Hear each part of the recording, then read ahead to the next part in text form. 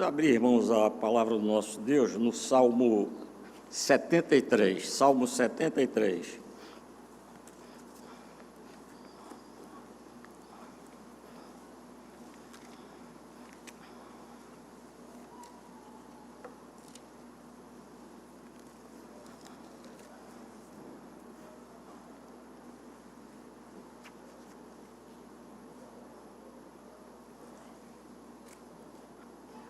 Gostaria que lessem comigo o versículo 17 deste Salmo 73. Nós vamos fazer uma meditação no Salmo 73, mas o texto áureo está aí no verso 17. A partir dele, nós faremos a exposição da palavra. Vamos ler? Até que entrei no santuário de Deus e atinei com o fim deles. Mais uma vez. Até que entrei no santuário de Deus e atinei com o fim deles. Vamos dizer agora sem ler. Diego. Até que entrei no santuário de Deus e atinei com o fim deles. Senhor Deus, abençoa-nos. Dá-nos a graça neste culto que a Ti prestamos, de ouvir a Tua palavra, esta palavra que é tão graciosa, tão poderosa, que edifica a nossa alma, que instrui e que nos abençoa e aponta o caminho que devemos seguir. Abençoa cada irmão que aqui está nesta noite Te cultuando. Fala, ó Deus, as necessidades dos nossos corações e abençoa todo o Teu povo que se congrega nesta hora, nesta noite, para Te bendizer e exaltar a Tua glória e o Teu nome. No nome de Jesus oramos. Amém.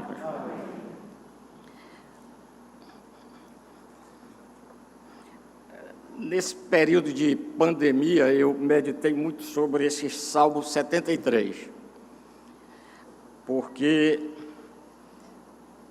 a gente ficou um tempo sem assistir à igreja. Eu já nem lembro quantos meses nós ficamos sem vir à igreja, as portas estavam fechadas. Quem lembra? Mais ou menos, quantos meses? 5 meses. 5 meses. Dava até tristeza quando a gente passava pelos templos e via as portas fechadas. Era um templo, mas a igreja não estava lá reunida. E talvez uma das frases mais infelizes dos que organizaram, planejaram o isolamento social foi a expressão distanciamento social. Distanciamento social. Porque na nossa experiência cristã, nós que somos de igreja, imagine aqueles que já nasceram em igreja. Eu estou com 71 anos e desde o início, desde a minha infância, desde o meu nascimento, fui levado para a igreja. A gente ia na ideia de que nós íamos nos congregar, nos reunir, nos juntar. Então essa expressão distanciamento social fere fundamentalmente aquilo que a palavra de Deus nos fala, que é congregai-vos, se juntem. A congregação, todos nós estamos aqui juntos. E eu pensei muito, porque eu achava muito esquisito quando chegava o domingo, as ruas desertas, tudo deserto, sem muito movimento, sem carro, e sem gente passando, como é costume passar lá pela minha igreja, lá pela minha rua, porque há várias igrejas ali, indo com bíblias na mão, mas a gente não via mais esse povo.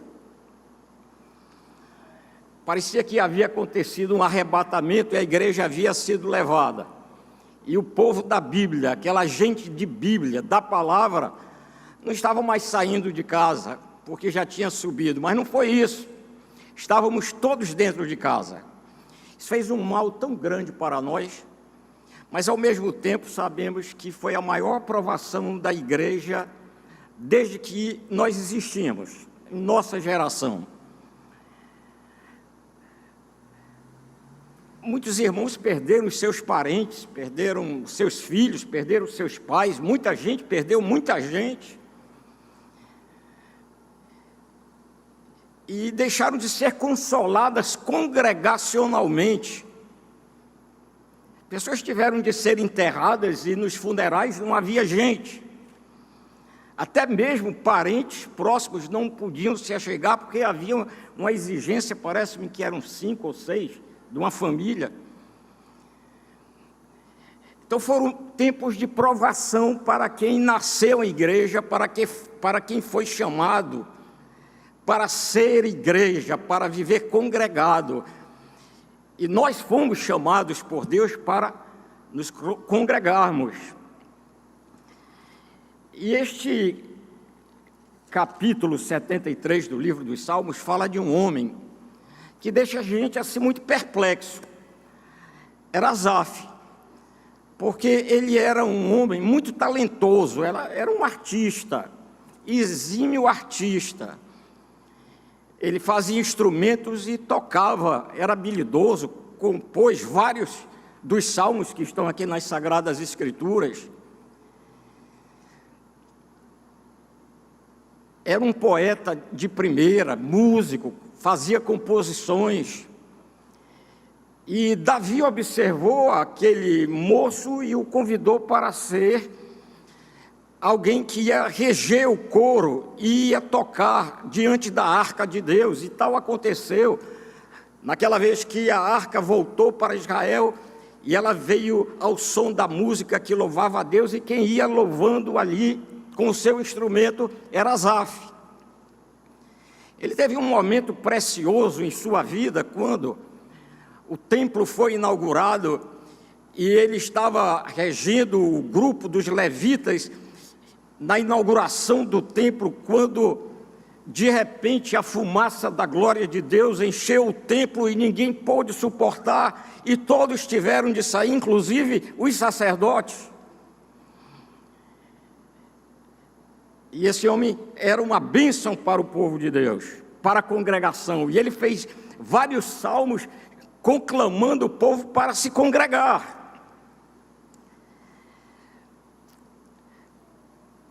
Mas ele passou por uma crise que a gente não sabe muito bem que crise foi essa.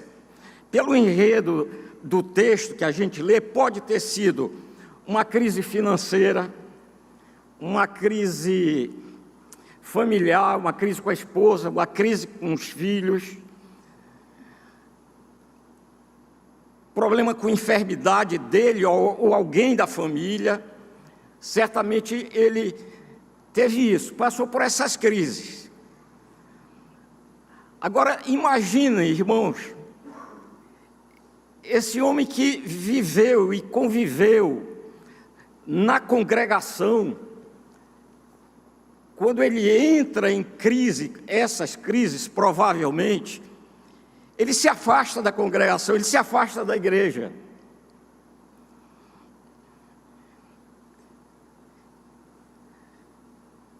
Era a casa dele, era o local onde ele gostava, onde ele exercitava os seus dons, onde ele era importante, onde ele louvava a Deus junto com a congregação, ele regia a congregação. Mas ele entrou numa crise, e com essa crise ele se afastou.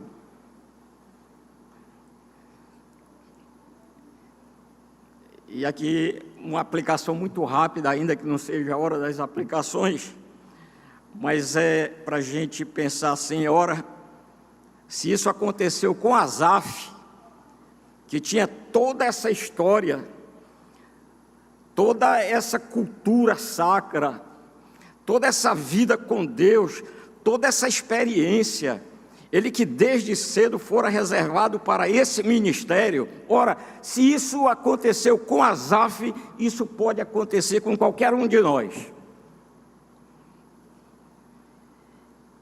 Mas é bom a gente sempre lembrar, hoje nós que aqui estamos, E vocês sabem bem esse versículo, palavra dita pelo Espírito Santo através de Paulo: quem pensa estar de pé, diga o resto, veja para que não caia. Nós temos pés de barro, e tudo que acontece com o outro pode acontecer conosco. Deus tenha misericórdia de nós, mas acontece. E a gente vê nas Sagradas Escrituras a história de homens onde coisas inadmissíveis e inimagináveis e impossíveis de acontecer ao Filho de Deus aconteceram. E fora da congregação, ele deixou de ter este momento que nós temos aqui, de sermos instruídos pela palavra, de ouvir a palavra de Deus, que é importante para a nossa alma. É Deus falando num culto onde o povo está reunido, em que louvamos ao Senhor e que pregamos, é Deus falando a sua palavra, nos exortando, nos orientando, nos conclamando, nos chamando. Porque se não houver profecia, a gente se corrompe, Asaf se afasta, e ele entra numa situação muito difícil de vida. A começar que ele se juntou a alguns companheiros indesejáveis. Esse é um dos grandes problemas dos cristãos, dos nossos filhos, dos nossos amigos, a quem acompanhamos. Nossos filhos são acompanhados por quem? Crescem, quem serão seus amigos, que pessoas exercerão influências sobre eles. E ele se juntou a uns companheiros e nasceu na mente dele um pensamento. O pensamento dele foi admirar a vida dos ímpios, a prosperidade dos ímpios, a riqueza dos ímpios. Ele ficou focado na vida dos ímpios. E é interessante, irmãos, que as grandes tragédias existenciais nunca começam com grandes explosões. Elas sempre começam com um pequeno pensamento.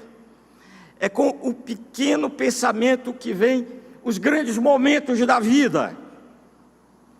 Mas é também por um pequeno momento que passa de repente, que acontecem também as grandes tragédias da vida. E foi o que aconteceu com Asaf. Ele passou a invejar os ímpios. Olha, um homem que viveu cantando a santidade de Deus, agora está admirado com os ímpios. E ele viu algumas coisas dos ímpios que o encantaram. Ele viu que os ímpios não se preocupavam, não tinham preocupações, não eram afligidos, eram saudáveis, era gente disposta, sem canseira, gente de bem com a vida, boa aparência, cheios de fantasias, admirados pelo povo, arrodeados, estimados. Esses eram os ímpios. Era gente orgulhosa, maliciosa, zombava dos pobres, blasfemos, não temiam a Deus. Mas ele via que mesmo esses homens não temendo a Deus, eram prósperos, eram ricos, poderosos, celebridades.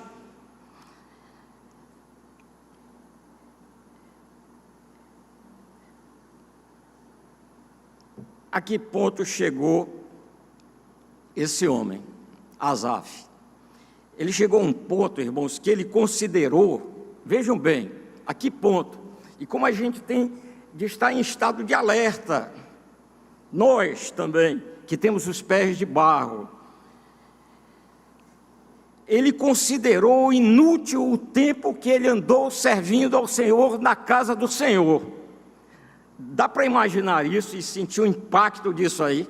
Ele considerou inútil esse tempo. Você encontra isso na palavra de Deus, nesse mesmo capítulo 73. Ele considerou inútil ser íntegro, ser reto, andar puro de coração e com a consciência boa.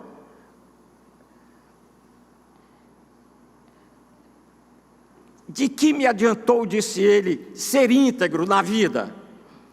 Aí estão os ímpios, prosperam, não temem ao Senhor. Eu passei a vida dedicado ao Senhor e eu estou nessa situação agora. Eles prosperam, andam certo, eles prosperam, eles não cuidam da sua consciência nem do seu coração. Eu fiz isso.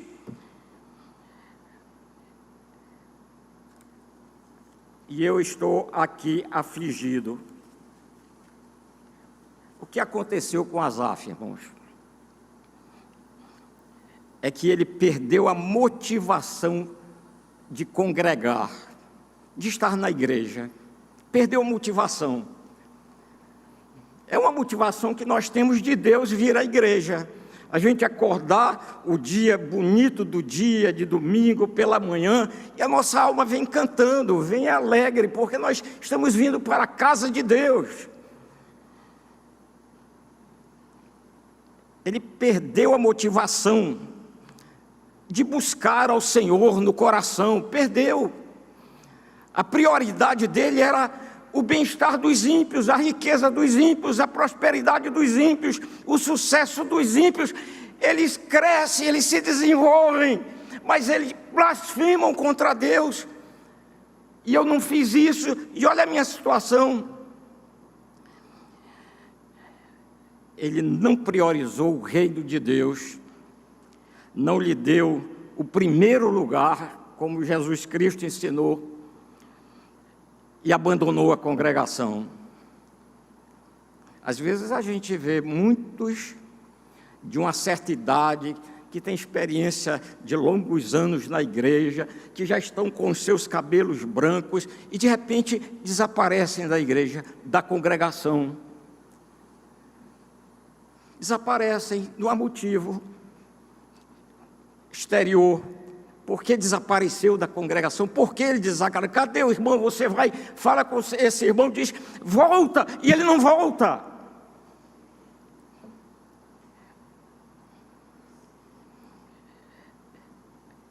Mas é que ia acontecendo uma coisa na vida de Asaf, que é que vai acontecendo na vida de todo aquele que não tem motivação para estar na congregação.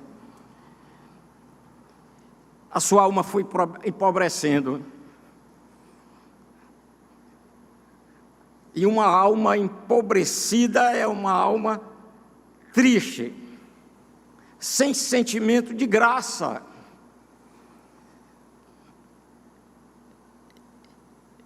Ele caía na miséria espiritual. Ele ia perdendo a visão celestial, ia perdendo o entendimento e cada vez mais envolvido com as companhias do mundo. Ele deixou de andar com os companheiros que juntos, como dizia Davi, juntos íamos à casa de Deus para louvar ao Senhor. Ele deixou de fazer isso.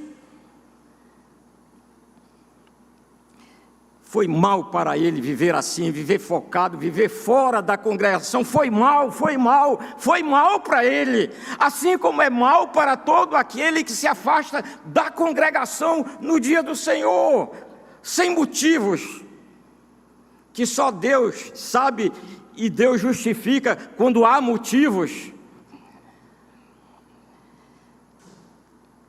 E a alma dele se abateu.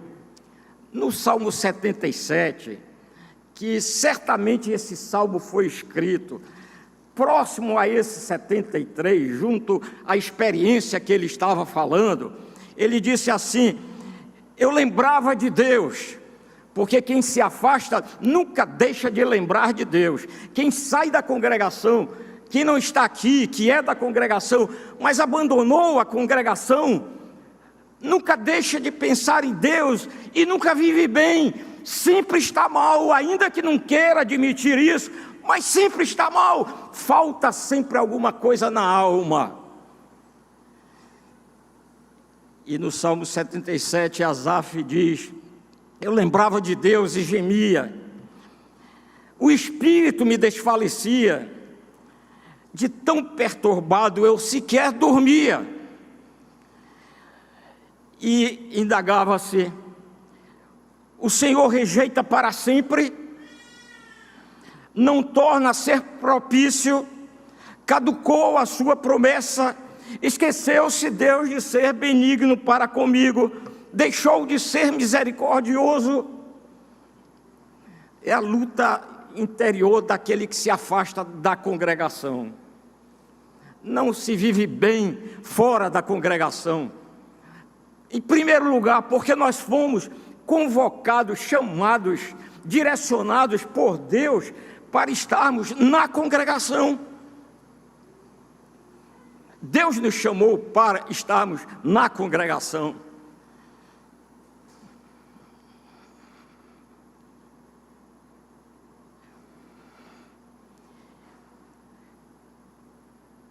E ele se afastou, estava mal. E todos os que se afastam, se de Deus são, estão maus, estão mal, todos esses. Olha no que deu deixar a casa do pai e a companhia dos irmãos. Deu nisso para Asaf, deu nisso para tanta gente, e vai dar nisso para todos aqueles que se afastam da congregação.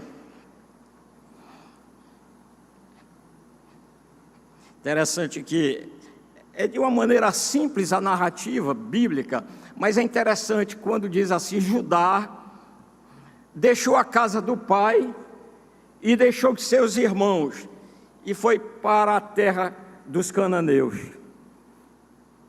Fez isso. Aí começa a queda.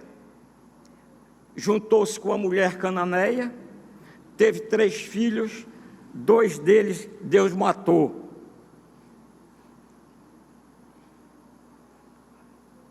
Porque não agradaram ao Senhor.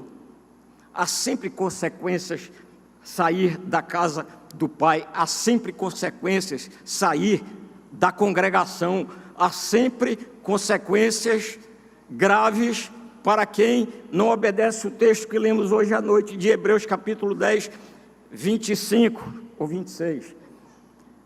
Não abandonemos a congregação, diz o Espírito Santo, não abandonemos a congregação, como é costume de alguns têm o hábito de abandonar a congregação. E a verdade é que Asaf perdeu a inspiração de vida. Quem não está, quem não habita, quem não assiste na congregação, perde a inspiração de vida, o sentido de vida. Tudo isso por estar longe da congregação. Por vezes a gente ouve pessoas darem a seguinte explicação: bem, eu não estou na congregação, mas eu estou com Deus. Não. A congregação é o corpo, a cabeça não está separada do corpo. Jesus, a cabeça da igreja, nós, o corpo de Cristo. Não há cabeça sem corpo e corpo sem cabeça. A comunhão bíblica é na congregação, a congregação reunida. Aqui está, nesta hora, o corpo de Cristo. E porque aqui está o corpo de Cristo, quando vamos lá para Hebreus, nós lemos de maneira muito extraordinária e bonita, que dá sentido ao culto, à congregação, à reunião, à nossa união. É que Jesus está aqui no nosso meio. E ele fala para o Pai, ao dizer: aqui estou eu e os filhos que o Senhor me deu. E diz mais: no meio da congregação entoarei louvores. Jesus canta conosco porque Ele está conosco. Ele está onde está a congregação. Por isso a congregação é importante. E quando se está fora da congregação, se perde a inspiração da vida e o sentido da vida, e tudo vai muito mal. Sua alma estava sem avivamento, seu coração vazio, ele perdeu o verdadeiro sentido da vida. Por quê? Longe da congregação. Irmãos, a congregação é fundamental para a nossa vida. Não é uma opção de lazer, ou eu vou porque não tenho nada para fazer. Não, em primeiro lugar é a congregação. Ela é fundamental para a nossa vida. Eu ouvi há uns 15 dias atrás, ou mais um pouco, notícia, a rádio, a Jovem Pan, e o repórter falando sobre a Finlândia, Noruega e alguns países daquela região, dizendo que a educação era 10, é 10, é 10, a saúde 10, a ação do Estado para o benefício do povo é 10, tudo 10, alto nível, primeiro mundo. Mas o que é que está acontecendo lá? Depressão, solidão, tristeza, suicídio e até suicídio de criança. Eu conversando com um irmão que fez uma viagem, passou algum tempo em trabalho lá, uns 3 meses, sobre isso. Eu perguntei como estão as igrejas aí, dessa região tão bonita, tão linda, tão especial, que encanta tanta gente. Fechadas e outras vazias. Fechadas. E o povo em solidão, depressão, angústias, perda do sentido da vida. Tem tudo, mas não tem nada. Tem tudo. Tudo para pegar, mas não tem nada. É que riqueza não adorna a alma, não veste a alma, não alimenta a alma. A riqueza não faz isso. Lembra daquele homem que disse: eu progredi, eu vou construir mais celeiros, mais coisas, mais propriedades. E veio uma voz do céu e disse, Jesus contou essa parábola, veio uma voz do céu e disse: louco, hoje te pedirão a tua alma que tu tens preparado, para que será? Ele havia se preparado para tudo na vida, não para a alma.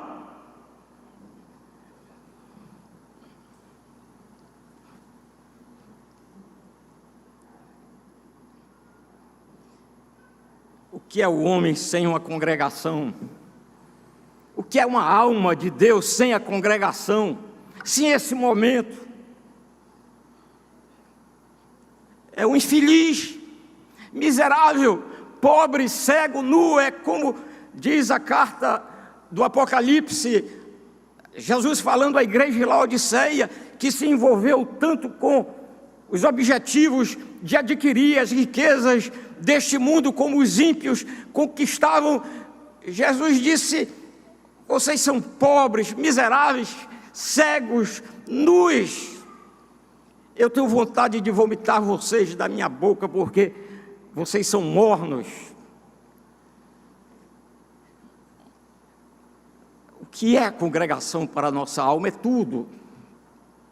Eu tive um colega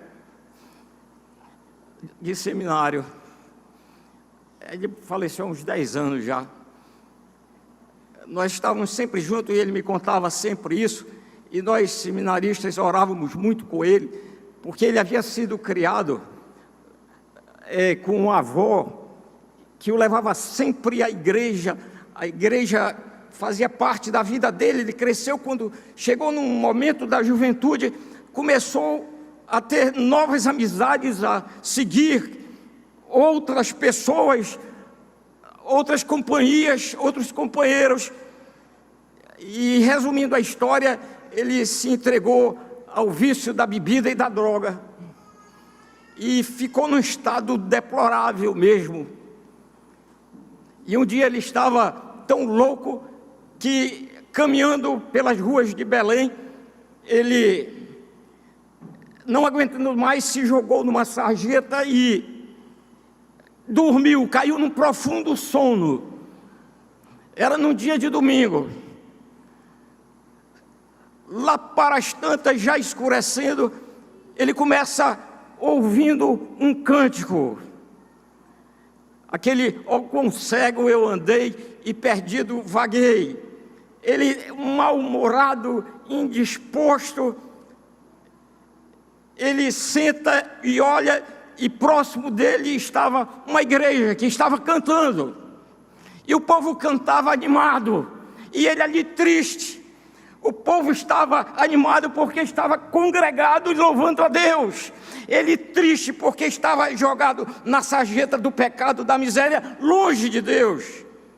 E ele conhecia quem era Deus, conhecia a igreja, o endereço dele era a congregação dos santos. E ele se levanta e entra e nunca mais saiu. Fomos colegas de seminário, depois ele foi para o sul, me encontrei só uma vez com ele, ele firme, morreu no ministério.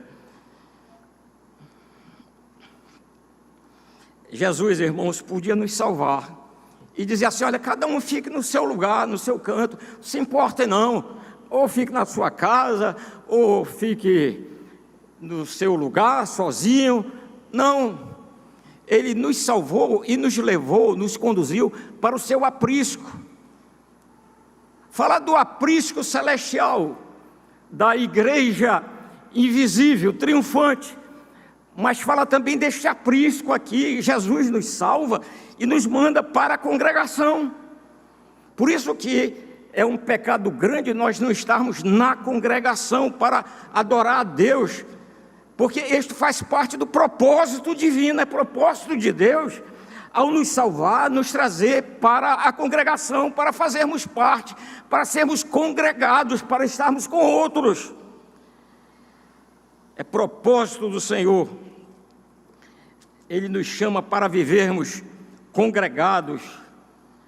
E é belo este salmo, que eu acho que quando criança foi o primeiro que eu aprendi, que minha mãe me ensinou, e que a gente nunca esquece, o Salmo 23. Quando a gente lê, a gente entende este Senhor e esta congregação, este Senhor e este aprisco, este Senhor e essa gente que está ao nosso lado, este Senhor e os irmãos. O Senhor é o meu pastor, nada me faltará. Ele me faz repousar em pastos verdejantes. Com a congregação, na congregação, leva-me para junto das águas de descanso. E aqui é um lugar de descanso, é o descanso da nossa alma. A gente vem tantas vezes batido e afligido pelas consequências da vida, mas aqui a gente encontra mesmo descanso. Ele nos guia pelas veredas da justiça, através dessa sua palavra, por amor do seu nome. Ainda que eu ande pelo vale da sombra da morte, aqui eu não temo mal algum, porque o Senhor nos consola e Ele está no nosso meio conosco. Ele está comigo, porque tu estás comigo. O teu bordão e o teu cajado me consolam. O Senhor prepara uma mesa na presença dos nossos inimigos, dos inimigos da fé. O Senhor unge a minha cabeça, a nossa cabeça, com óleo, com a unção, e o nosso cálice transborda pelo sentimento da graça que há aqui na igreja, onde o Senhor está e onde o Senhor fala as nossas necessidades. E bondade e misericórdia certamente me seguirão todos os dias da minha vida, e eu habitarei na casa do Senhor todos os dias, porque na casa do Senhor nós encontramos tudo isso. Quantas vezes a gente está lamentando de problemas na vida, disso, daquilo outro, a gente murmura e sofre. e há promessas para as ovelhas do Senhor na congregação.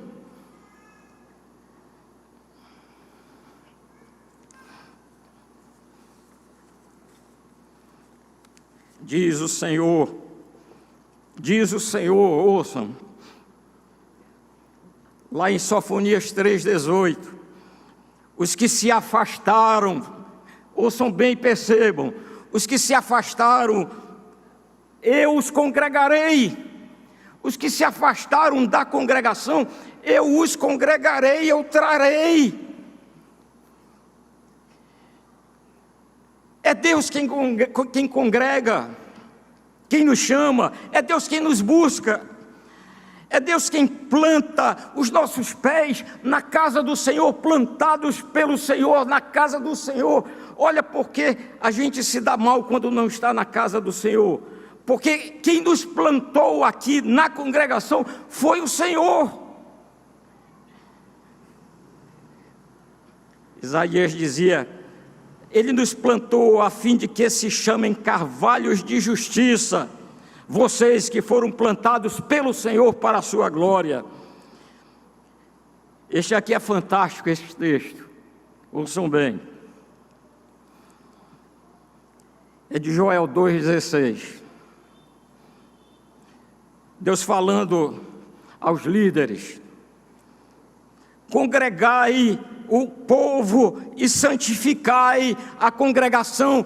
Congregai, esse deve ser o objetivo de todo líder e de todos os irmãos, é congregar o povo. Agora vejam só: ajuntai os anciãos, ajuntai os anciãos têm de estar na casa do Senhor, porque há muito ancião que, por não estar na casa do Senhor, está vendo coisas, poluindo a mente, assistindo televisão, um monte de coisa no dia do Senhor, sujando a sua alma. Que vida infeliz é do ancião que não está na congregação. E ele diz: ajuntai os anciãos. E ele diz mais: reuni os filhinhos. Os filhinhos vêm, mas eles dormem. Deixa dormir. Eles estão dormindo na casa do Senhor. Reuni os filhinhos, mas vai além. O texto diz: reuni os filhinhos e os que mamam, até os que mamam. Que falta fará ele na congregação? Ele não ora, ele não canta, ele não entende. E quem disse isso para você, que ele não entende? A alma da criança entende, a sua mente não, porque tem seus limites, mas a alma entende. Por que entende? Vocês lembram quando Jesus ia chegando ali em Jerusalém, e uma multidão louvava ao Senhor: bendito aquele que vem em nome do Senhor. E também as criancinhas, e essas eram também criancinhas de peito, cantavam ao Senhor, sem pronunciar bem as palavras, balbuciando. Mas se não balbuciassem, a alma louvava ao Senhor. E os fariseus disseram: manda que essas crianças parem de louvar, parem de cantar, parem de dizer o que estão dizendo. E Jesus disse: olha, é da boca dos pequeninos que sai o perfeito louvor. Então não desprezemos as criancinhas. Elas entendem. E como entendem? Nunca esqueço, uma vez eu fui visitar Antônio Júnior, lembra de Antônio? Hoje ele é presbítero em outra igreja. Ele chegou e uns 15 dias depois eu fui visitá-lo.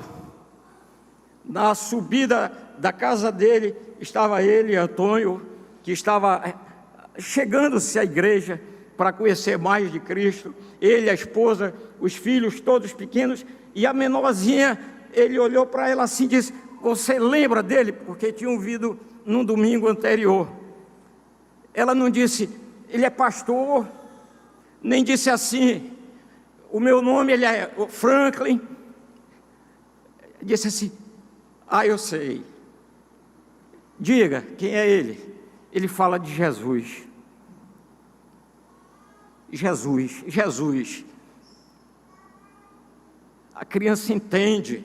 Por isso está sendo convocada, não para ficar separada dos irmãos numa salinha, não, para participar dos cantos, dos louvores na congregação. Em Sofonias 3:17 diz: e Deus neles se deleitará. Olha, por que na congregação há momento de alegria para as nossas almas, de consolação, de visitação? Porque Deus se alegra, Ele se deleita com a congregação reunida. Ele está se deleitando com a sua presença na congregação que saiu da sua casa para louvá-lo, bendizê-lo, glorificá-lo entre todos os deuses. Há um que é o nosso Senhor, o nosso Salvador. Ele diz: Ele renovará o seu amor. Ele renovará o seu amor para conosco. Regozijar-se-á jubilosamente, jubilosamente. Olha que coisa, dizendo: a alegria na casa do Senhor, a alegria para os nossos corações. Você pode ter saído triste de casa, mas na casa do Senhor você se alegra, e não sai como entrou, sai diferente. E que diferença é essa? É o regozijo de Deus em nossa alma. Eu lembro de um irmão que ele estava ausente. Aí eu soube que ele estava numa depressão. Aí eu fui com o Renato. Renato, a gente mora perto, e para visitar, Renato, vamos. Era um domingo à tarde. Eu lembro que eu almocei e disse: agora eu vou descansar um pouco para estudar. Mas aí eu sempre pensava no irmão, que eu dediquei, meus irmãos, vocês lembram disso? Meu ministério sempre é pregação e visitação. Eu visitava sempre, de manhã, de tarde, de noite. Aí, mas agora já estou ficando esquecido. Onde é que eu... Hein? Sim. Aí eu, sim, como eu dizia, aí depois do almoço eu me lembrava desse irmão. Ele está precisando. Eu achava ele ausente. E uma pessoa como aquela, para estar ausente, está passando por algum momento difícil. Aí fomos, umas 2h30, 3 horas, quando batemos na porta dele, ele abriu a porta, casa escura, assustado. Mas aí recebeu, conversamos com ele, a palavra de Deus, compartilhamos. Vamos para a igreja é o seu lugar. Fora você fica triste. Aí fiquei com alegria quando à noite eu já estava começando, dirigindo o culto. Aí ele chegou, aí ficou, cantou. Na saída, a gente ia à porta cumprimentar as pessoas. Aquilo é muito importante, é o termômetro que o pastor tem da igreja. Ele apertou minha mão com força, alegre, satisfeito. Deus o abençoou. Ele estava sentindo o regozijo do Senhor. Ele estava triste, deprimido. Algum pensamento, por certo, invadiu sua mente, o entristeceu. Mas ele saiu e ficou.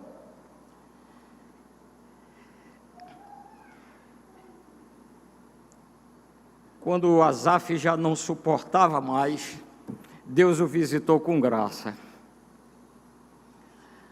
Deus o levou ao arrependimento. E é interessante que esse arrependimento de Deus, segundo Coríntios 7:10, diz que a tristeza, segundo Deus, produz arrependimento.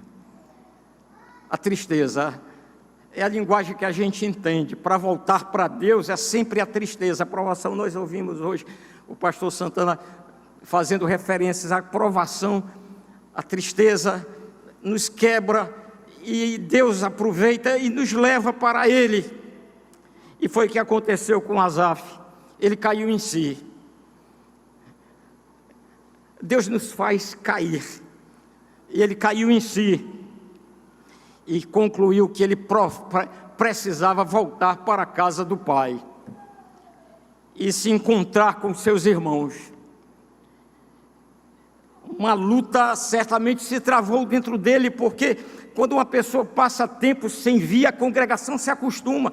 É o receio, me lembra isso, eu parei aqui, mas me lembre, é o receio que a gente tem desse período de provação que a igreja na face da terra passou, que muita gente está perdendo o hábito de vir à congregação e tem abandonado a congregação, e assim vai perdendo a motivação com a congregação, aí deixa de ouvir a palavra de Deus e se condiciona a ouvir pela internet. Mas é aqui que Deus fala.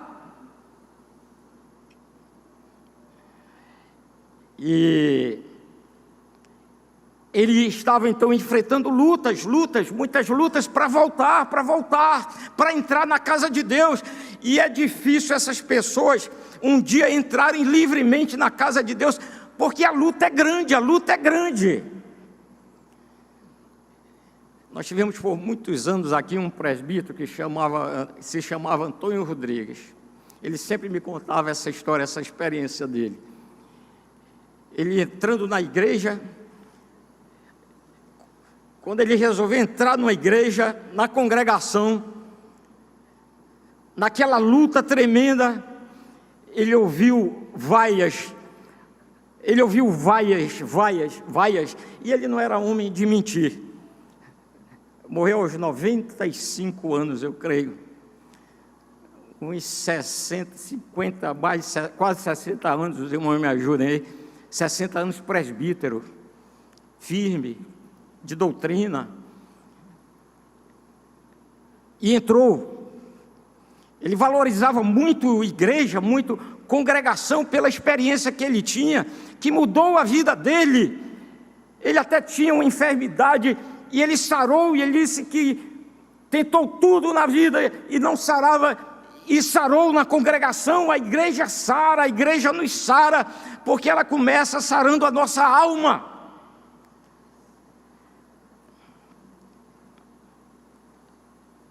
E Asaf resolveu voltar para a casa do pai.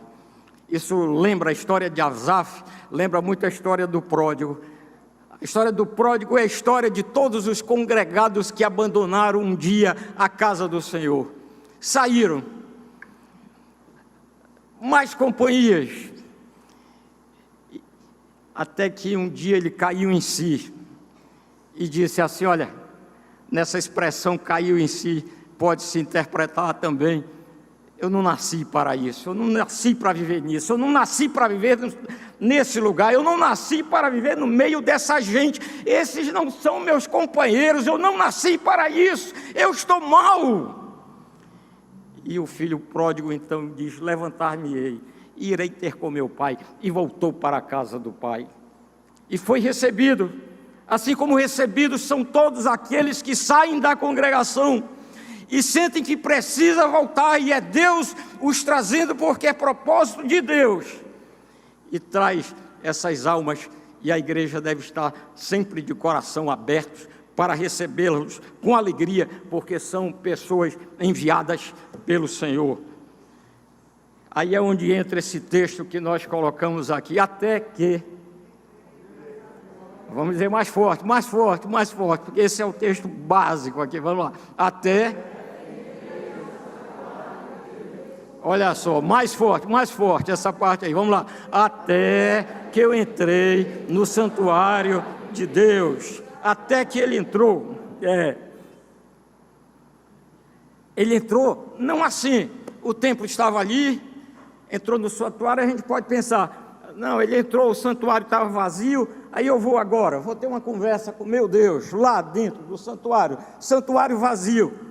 Não, ele entrou, sabe para quê? Para adorar a Deus. Ele entrou para ouvir a pregação da palavra. Ele entrou para estar com os irmãos, seus companheiros. Ele entrou para orar. E a oração é uma das coisas, irmãos, que nós fazemos num culto. Num culto, o que é que a gente vem fazer num culto? canta, enquanto canta, não ouve a pregação. Ouve a pregação, não canta. Ouve a pregação, participa do canto, mas não ora. Não, num culto a gente está sempre orando. O pregador está pregando e você está orando: ó meu Deus, eu estou sem motivação de vir para a tua casa.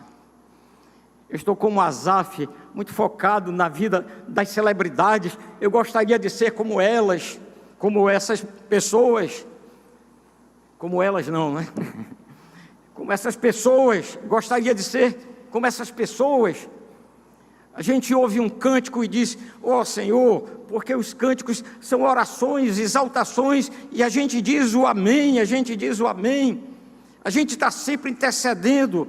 Lembra de uma pessoa que está enferma, que está necessitada, que está passando por dificuldades, ora na congregação. A gente tem muita coisa para fazer na congregação. Às vezes a gente cochila, mas cochila porque está sem o que fazer.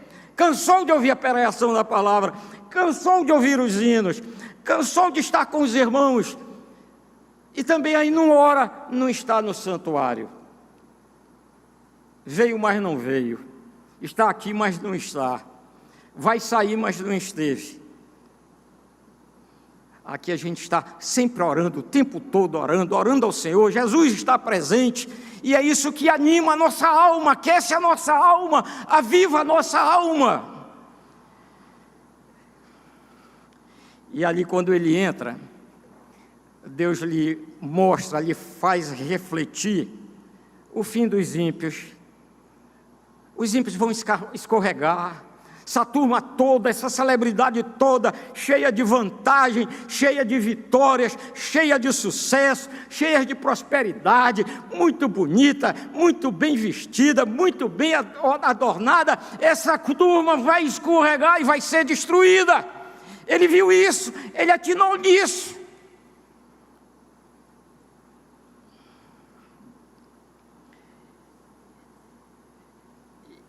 E Deus o abençoou naquele momento de maneira tão grande, que a gente pode trazer o Salmo 40 e dizer o que foi que Deus fez com ele, como fez com o salmista do 40.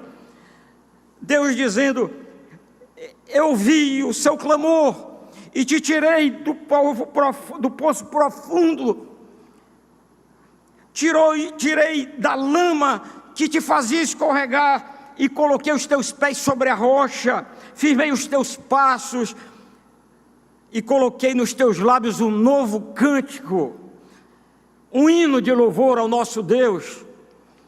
Deus começou a mudar a vida de Asaf, mudou os pensamentos de Asaf. Aquilo do último sermão que eu falei, que eu não posso deixar de falar sempre, ele mudou a sua perspectiva. A perspectiva dele é boa, não é mais aquela má perspectiva, a perspectiva que o deixou fora dessa comunhão com Deus e com a sua igreja, era de estar focado na vida material dos ímpios. Mas agora ele tem uma perspectiva diferente, e ele vê o quão ignorante ele foi, embrutecido mesmo. E Deus mudou o coração de Asaf. Deus mudou o coração de Asaf. E agora ele faz uma profissão de fé e diz: Senhor, estou sempre contigo. Olha, quem estava fora, apático, vazio, sem inspiração, ele diz: Senhor, agora eu estou sempre contigo. Seguro por tua mão, tu me guias com teus conselhos e me recebes na glória. Nasce ele uma nova expectativa: tu me recebes na glória. Quem mais eu tenho no céu? Dizia ele. Na terra eu não tenho outro que satisfaça a minha alma. E lá no 77 ele diz que Deus há tão grande como o nosso Deus. E diz: o Senhor é a fortaleza do meu coração. Ele diz: o Senhor é a minha herança para sempre. Olha, Antes ele olhava para a herança dos ímpios e dos maus, agora é a herança do Senhor, que não murcha como a dos ímpios. E ele diz assim: os que se afastam de ti, Senhor, perecem. Os que se afastam de ti, Senhor, perecem. Ouçam o que diz as Escrituras. Salmo 68, 26. Bendizei a Deus nas congregações. Salmo 65, 4. Bem-aventurado aquele a quem acolhes para se aproximar de ti e assistir nos teus santuários. Salmo 122, 1. Alegrei-me quando me disseram, dizia Davi, vamos à casa do Senhor. E o salmo que mais eu gosto, talvez por causa da minha afinidade com a minha terra, da qual não me separo, é o Salmo 84, 1, 2, que diz: quão amáveis, Senhor, são os teus tabernáculos. O pardal encontrou casa, e a andorinha ninho para si, onde acolha seus filhotes. E eu, Senhor, encontrei os teus altares. Eu digo isso porque eu, quando menino lá na minha terra, eu gostava muito de passarinho, Eu só criei 2 animais, um passarinho e um macaco. Minha mãe não gostava, mas eu gostava do macaco. O macaquinho prego. Naquele tempo podia. E eu gostava muito de passarinho, até quando eu cheguei aqui, que a gente não tinha muito aquela consciência... Era mais, deixa eu usar a ecológica, né? Aquela consciência ecológica. Aí depois não tinha, eu criei um curiosinho, até hoje eu me lembro. Cantador de primeira. De manhã cedo, quando eu passava, ele me acompanhava e piava. Eu gosto do passarinho, até hoje eu gosto de passarinho. E esse texto sempre me falou muito. E eu queria dizer, irmão, já indo para a conclusão, que como um passarinho, a nossa alma precisa do ninho. Como um passarinho, nossa alma precisa do ninho. E a congregação é o ninho da nossa alma. A congregação é o ninho de nossa alma.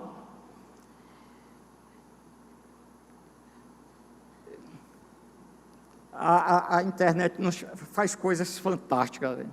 Se eu demorar muito hoje, vocês me deem o desconto. A internet faz coisas boas também. Uma irmã minha conseguiu uma casa, a nossa casa, bem antiga. Meu avô já comprou de um cidadão que era português. Nessa casa nasceu meu pai. Meu pai fez este ano 103 anos. Se vivo fosse, teria 103 anos. Morreu na casa. Morreu com 79 anos. Eu nasci nessa casa, já estou com 71 anos, a casa lá e quem mora são 2 irmãs minhas. Aí ela conseguiu uma foto antiga, e na foto tinha uma árvore, uma mariraneira, era um pé de mariranda, uma fruta doce, bonita, só tem naquela região lá. Bem docinha, gostosa, enchia de passarinho. Por causa dos frutos, havia muitos ninhos, porque ela era uma árvore grande. E eu lembro que certa noite, já início da madrugada, um temporal daqueles violentos, com raio, chuva forte, uma tempestade de amedrontar. Meu pai acalmou a gente, porque todos nós estávamos assustados. Eu estava com uns 12 anos, eu sou o mais velho. Todos assustados, e aí, em meio àquele temporal terrível, aí um barulho ensurdecedor, aquela árvore caiu. E não demorou muito, a gente ouviu dentro de casa uma barulheira, um batido de asas. E meu pai disse: olha, não se assuste, são os passarinhos, são os passarinhos. Na época eu não pensei nisso, que penso hoje, meditando esse texto aqui. Os passarinhos estavam desesperados, perdidos, na escuridão, tinham perdido os seus ninhos. Irmãos, isso é o que acontece com todo aquele que sai do ninho de nossa alma, que Deus fez para nós, nos acolhermos e acolhermos os nossos filhinhos também.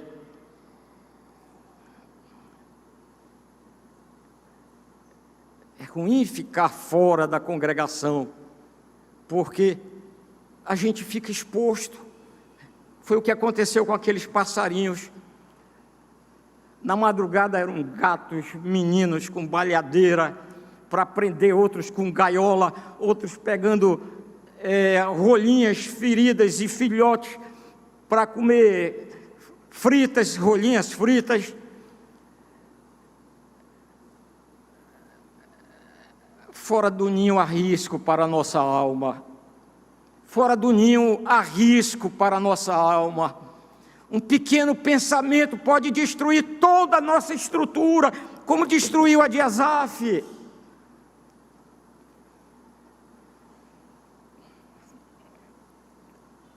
Gente pegando os passarinhos, a Bíblia fala do laço do passarinheiro, referindo-se ao diabo.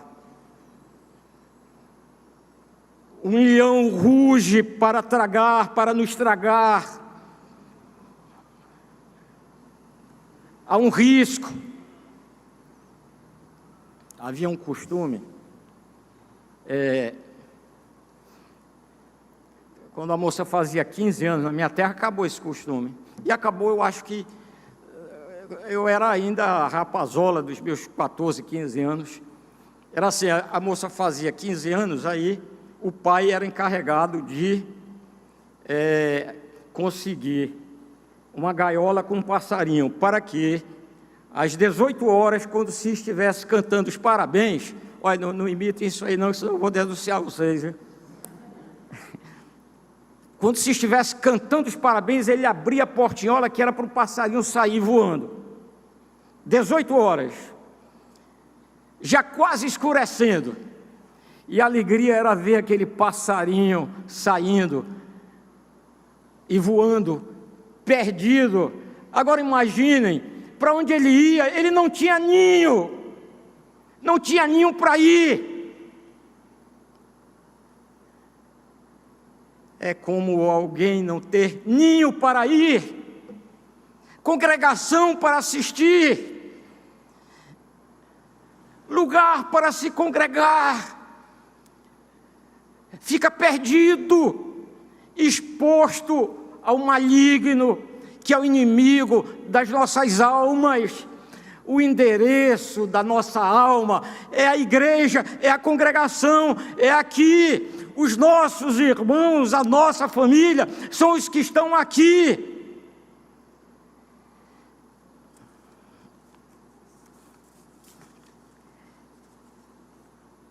Fora, irmãos, do nosso ninho, nós corremos risco. Sem ninho, nós ficamos perdidos, sem ter para onde ir. Quem foi chamado para viver na congregação não conseguirá viver bem longe dela. Quem foi chamado por Deus para viver na congregação, e se você tem consciência do seu chamado, você não pode viver fora dela. Vai viver mal longe dela. Às vezes, irmãos, concluindo, às vezes chegamos sobrecarregados, mas quando a gente sai daqui, a gente sai com a alma diferente.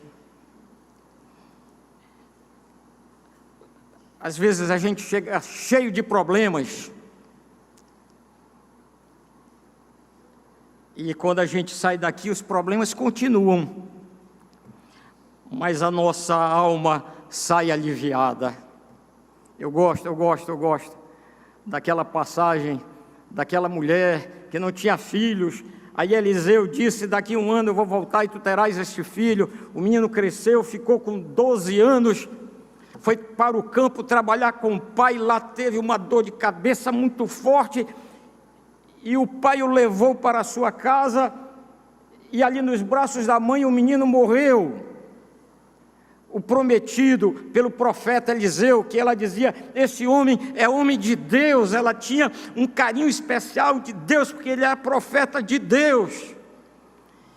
E ele foi falar ela foi correndo falar com Eliseu.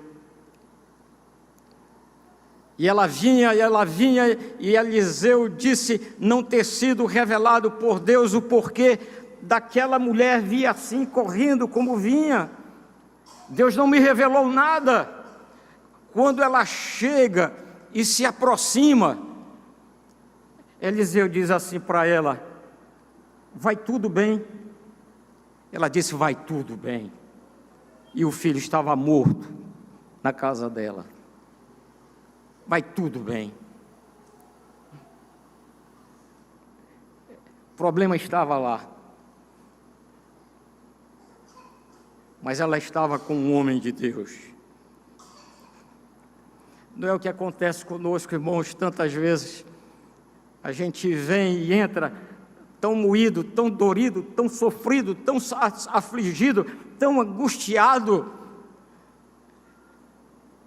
tão dorido, tão cheios de dores e de pesares, dores na alma, dores na mente, dores no físico. E a gente sai daqui, depois de adorar o Senhor, e a gente pode dizer, sem estar com hipocrisia, e pode dizer, vai tudo bem com minha alma, vai tudo bem, o Senhor nos visitou. E Ele visita, quem sabe você tem entrado assim, mas você está no lugar certo, adorando a Deus, e Deus se regozija com a sua presença. E esse regozijo faz com que você saia na sua bênção, na sua graça, e a sua alma vai cheia de vida.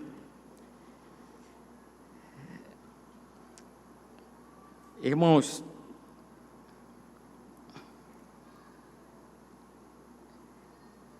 eu conheci um homem aqui, ele foi pastor por muito tempo, era um homem direito, tudo, tal. Éramos conhecidos, bem conhecidos. Havia uma união nossa de ministros de várias congregações e estávamos sempre conversando, tal. Aí depois aconteceu um problema que eu não sei qual foi o problema com ele. E eu sei que ele não estava mais na sua igreja. Que aí ficou arrasada. Até uma vez eu senti tristeza quando eu passei por lá. E não era mais um templo, estava destruído. Uma oficina estava lá. Não é porque vendeu para ir para um outro lugar. Foi destruído. O ninho foi desfeito. Nunca mais o tinha visto, nunca mais. Aí um dia morreu uma irmã nossa, velhinha, crente, dedicada ao Senhor. E houve um problema na documentação para enterrar, e eu sei que nos trouxe muita dificuldade e angústia para resolver aquilo, para enterrar. Já a família era bem pobre, eram só 3 pessoas, a família era pobre, pobre mesmo, lá morando na Barra dos Coqueiros.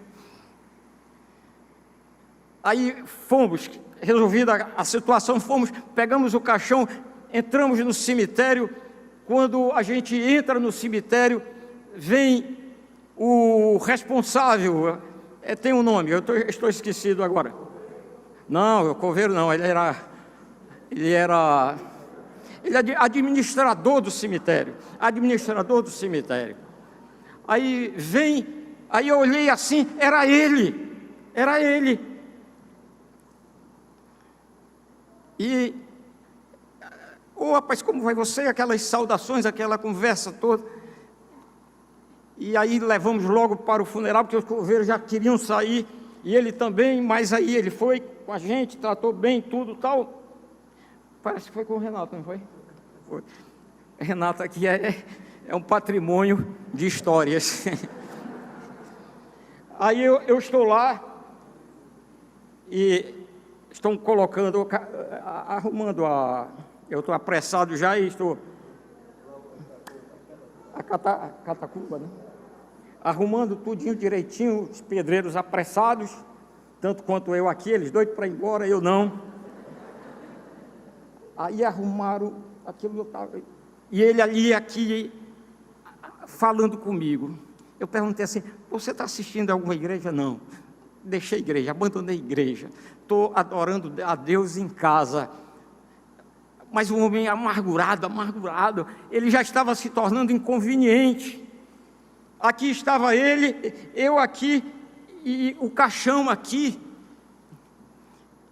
E eu ainda tive tempo, em meio àquele constrangimento de pensar, baseado lá no que diz aquela carta à igreja. Depois eu vou dizer para vocês. Eu estava perto ali de um homem vivo, mas que estava morto espiritualmente.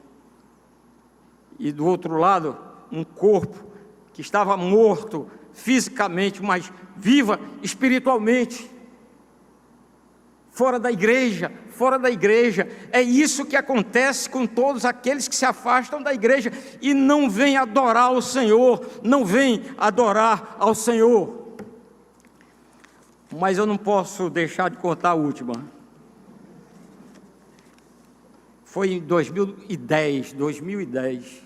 Lembro, saí do culto aqui, ou 2011, mais ou menos. Eu sempre gosto de eclipses, de fenômenos da natureza. Aí naquele domingo aconteceria um eclipse. Meia-noite, um eclipse. A lua estava bonita, cheia, solta no espaço, a terra com aquela iluminação bonita da lua cheia, e eu ali aguardando da meia-noite para ver o eclipse. Lembrem bem, a noite estava bonita, a lua estava linda, ela recebia, como a gente aprendeu nas aulas de geografia antigamente, do sol. O sol ilumina, faz a lua brilhar. A lua não tem luz própria. Mas o eclipse seria lunar. E a terra se colocaria entre o sol e a lua. Quando deu meia-noite, exatamente, uma manta, parecendo uma manta asfáltica, ia cobrindo a lua, bem lentamente. E ela ia escurecendo, até que se completou aquela manta, e tudo feio ao redor, estava tudo escuro, não havia beleza. O que estava atraindo a multidão, dos que assistiam certamente, era isso, a lua coberta. Depois, aquela manta vai saindo, a sombra da terra vai desaparecendo, e a lua vai ficando bonita de novo. O que eu quero dizer para encerrar o que estou conversando com vocês? Quando a terra, quando as coisas terrenas se colocam entre o sol da justiça, Jesus, e a igreja, ela fica feia, sem luz, sem brilho, sem graça, não ilumina nada.